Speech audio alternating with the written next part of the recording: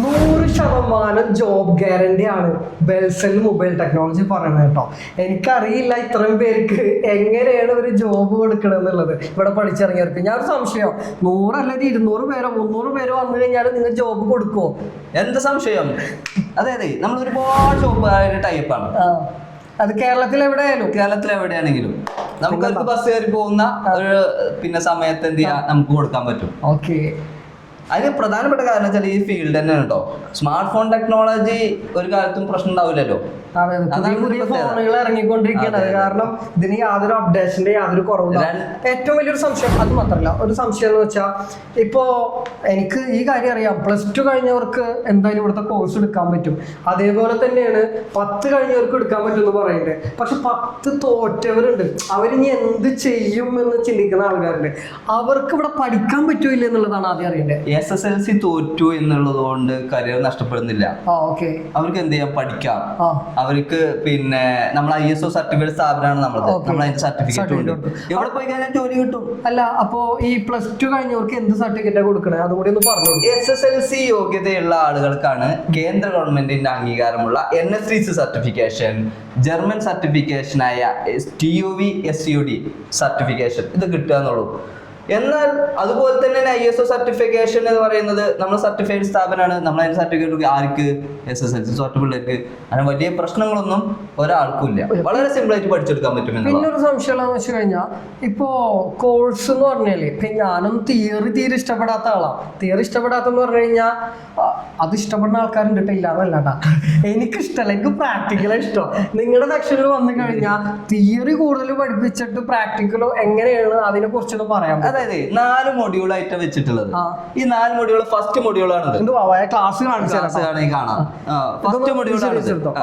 First മൊഡ്യൂളിൽ നമ്മൾ പഠിപ്പിക്കുന്ന എന്താന്ന് വെച്ചാല് സാധാരണ എന്താ കംപ്ലൈന്റ് ഇല്ല. ഡിസ്പ്ലേ മാറ്റുക, ടച്ച് മാറ്റുക, ചാർജിങ്ങിന്റെ കണക്ടർ മാറ്റുക, മൈക്ക്, സ്പീക്കർ, റിംഗർ, സ്വിച്ചുകൾ, ബാറ്ററി, ഡിസ്പ്ലേന്റെ കണക്ടർ, ബാറ്ററിന്റെ കണക്ടർ, HFന്റെ ജാക്ക്, സിമ്മിന്റെ ട്രേ, മെമ്മറിന്റെ ട്രേ എന്ന് പറഞ്ഞു കഴിഞ്ഞാൽ മൊബൈലിന്റെ എല്ലാ അത്യാവശ്യ കാര്യങ്ങളൊക്കെ ഇതിന്റെ ഉള്ളിലുണ്ട്.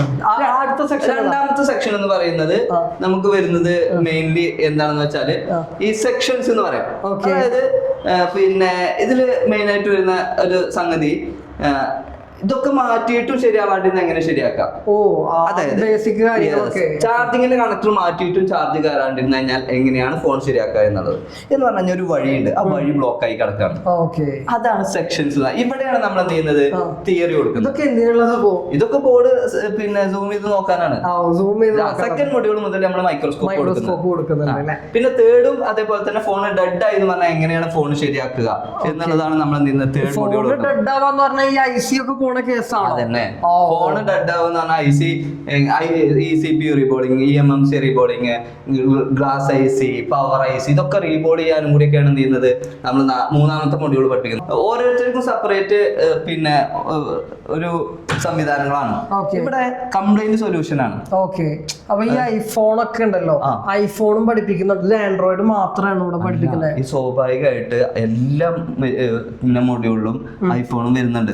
അതായത് ഇപ്പോ അവിടെ ചാർജിങ്ങിന്റെ കണക്ടർ മാറ്റാൻ അത് ഐഫോൺ കൊടുക്കുന്നുണ്ട്, ആൻഡ്രോയിഡ്. എന്നാൽ ഏറ്റവും കൂടുതൽ അവിടെയൊക്കെ കൊടുക്കുന്നത് ആൻഡ്രോയിഡ് ആണ്. അപ്പോൾ ഇവിടെ വരുമ്പോഴാണ് എന്ത് ചെയ്യുന്നത്, നമ്മൾ ഐഫോൺ. അപ്പൊ ഒരു കാര്യം, പൊതുവെ എല്ലായിടത്തും ബേസിക് ഇങ്ങനത്തെ റിപ്പയറിംഗ് ഒക്കെ ചിപ്പ് ലെവൽ എന്ന് പറയുന്ന സംഭവം ഉണ്ട്. അത് എല്ലായിടത്തും ഇല്ലാത്തൊരു സാധനം. അത് ലാപ്ടോപ്പിനായാലും അങ്ങനെയല്ല. അത് എന്താ സംബന്ധിച്ചാൽ നമ്മൾ സെക്കൻഡ് മൊഡ്യൂൾ മുതൽ ചിപ്പ് ലെവൽ തുടങ്ങാം എന്ന് പറഞ്ഞാൽ എന്താണ് ചിപ്പ് ലെവല്? ബോർഡ് അഴിച്ച് അതിമെന്ന് ഓരോ കോമ്പോണൻസ് മാറ്റി അതിന്റെ സെക്ഷൻസ് അതിന്റെ കംപ്ലൈന്റ് സൊല്യൂഷൻ നടത്തുന്നതാണ് ചിപ്പ് ലെവൽ എന്ന് പറയുന്നത്. ഇതാണ് നാലാമത്തെ മൊഡ്യൂൾ എന്ന് പറഞ്ഞത്. നാലാമത്തെ മൊഡ്യൂൾ കംപ്ലൈന്റ് ഫൈൻഡ് ചെയ്യുക, സൊല്യൂഷൻ. സാധാരണ ഫോണ് ഡെഡ് ആയി എന്നൊക്കെ പറയില്ലേ. നമ്മൾ അവിടെ തേർഡ് മൊഡ്യൂൾ എന്താ പഠിപ്പിച്ചത്, IC എടുക്കാനും വെക്കാനും റീബോർഡിങ്ങിനും. ഇവിടെ പക്ക പഠിപ്പിക്കുന്നത് എന്താ വെച്ചാല് കംപ്ലൈന്റ് സൊല്യൂഷൻ ആണ്. ഇപ്പൊ ഒരു ഫോൺ ഡെഡ് ആയി വന്നാലും എന്തുകൊണ്ട് ഡെഡ് ആയി, എങ്ങനെയാണ് അത് ശരിയാക്കുക എന്നുള്ളതാണ്. ഇവിടെ നമുക്ക് ഓരോരുത്തർക്കും ഇൻഡിവിജ്വലി ഓരോരുത്തർക്കും സ്കോപ്പും അതുപോലെ തന്നെ ടേബിളും കൊടുത്തുകൊണ്ടാണ് നമ്മൾ എന്ത് ചെയ്യുന്നത്, ഇതിനെ സെറ്റ് ചെയ്തിട്ടുള്ളത്. അല്ല, ഇതൊക്കെ പഠിച്ചെടുക്കാൻ എത്ര സമയം വേണം? 4 മൊഡ്യൂൾ 4 മാസം. 4 മാസം കഴിഞ്ഞാൽ ആളുകൾക്ക് ഇന്റേൺഷിപ്പ്, അതല്ല 6 മാസത്തെ ഇന്റേൺഷിപ്പ് കൊടുക്കും. 6 മാസത്തെ ഇന്റേൺഷിപ്പ്, 6 മാസത്തെ പ്ലേസ്മെന്റ് കൊടുക്കും. 6 മാസത്തെ പ്ലേസ്മെന്റ് ഇതിലൊക്കെ അവർക്ക് എന്ത് ചെയ്യും, സാലറി ഉണ്ടായിരിക്കും. ഇന്റേൺഷിപ്പിന് സാലറി ഉണ്ടോ? ഇന്റേൺഷിപ്പിന് സാലറി കൊടുക്കും. പിന്നെ എന്താ വേണ്ടിയത്? ഒരു കാര്യം കൂടി ഉണ്ട് കേട്ടോ. ഇത് സംഭവം തൃശ്ശൂർ ജില്ലയില് തൃശ്ശൂരിന്റെ സെൻട്രൽ ഭാഗത്താണ് നിൽക്കുന്നത്. പക്ഷെ കേരളത്തിൽ നിന്ന് എവിടെ നിന്ന് വേണമെങ്കിലും വന്ന് പഠിക്കാനുള്ള സൗകര്യം ഇവർ ഒരുക്കിയിട്ടുണ്ട്. അതായത് ഇവർക്ക് ഹോസ്റ്റൽ ഫെസിലിറ്റീസ് ഉണ്ട്, ഫുഡിനുള്ള സെക്ഷന് ചെയ്തിട്ടുണ്ട്. ഇന്നിപ്പോ തൃശ്ശൂർ പൂരമായത് കാരണം ഇന്ന് ഇവിടെ ആരും കാണാത്തത് തൃശ്ശൂർ പൂരം ഇന്നിപ്പോ കഴിഞ്ഞിട്ടുള്ളൂ. തൃശ്ശൂർ പൂരത്തിന്റെ അലവലികളാണ് ഇന്ന്. പിന്നെ പകൽപൂരായിരുന്നു. അതുകൊണ്ട് ഇങ്ങോട്ട് റൗണ്ടിലേക്ക് ആർക്കും എന്ത് ചെയ്തിട്ടുണ്ടായില്ല.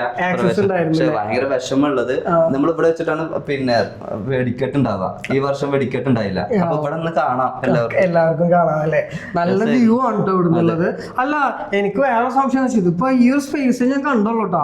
വേറെ സ്പേസ് നമുക്ക് ഇതേപോലെ തന്നെ സ്പേസ് വേറെ കിടക്കണ്ടല്ലേ. അതാ പറഞ്ഞത് 100 അല്ല 200 300 പേര് വന്നാലും പഠിക്കാനുള്ള സൗകര്യം ഉണ്ട്. അത് മാത്രല്ല ഇത്രയും പേർക്ക് ജോബ് കൊടുക്കാനുള്ള കപ്പാസിറ്റി ഉണ്ടെന്നാണ് ഇവർ ഗ്യാരണ്ടി ഉണ്ടോ പറയണേ, അല്ലാതെ പ്ലേസ്മെന്റ് അസിസ്റ്റന്റ് അല്ല. ഓക്കെ, അപ്പൊ കാണാം. അപ്പൊ ഞാൻ നമ്പർ താഴെ കൊടുക്കുന്നുണ്ട് കേട്ടോ. മുൻപ് നമ്മൾ ഇവരായിട്ട് ഒരു ഇന്റർവ്യൂ ചെയ്തിട്ടുണ്ടായിരുന്നു. അതിന്റെ വീഡിയോയുടെ ലിങ്ക് ഞാൻ താഴെ ഇടാം. ഇവരെ കോൺടാക്ട് ചെയ്യാനുള്ള നമ്പറും ഞാൻ താഴെ കൊടുക്കുന്നുണ്ട് കേട്ടോ. അപ്പൊ ബൈ, അടുത്ത വീഡിയോയിൽ കാണാം.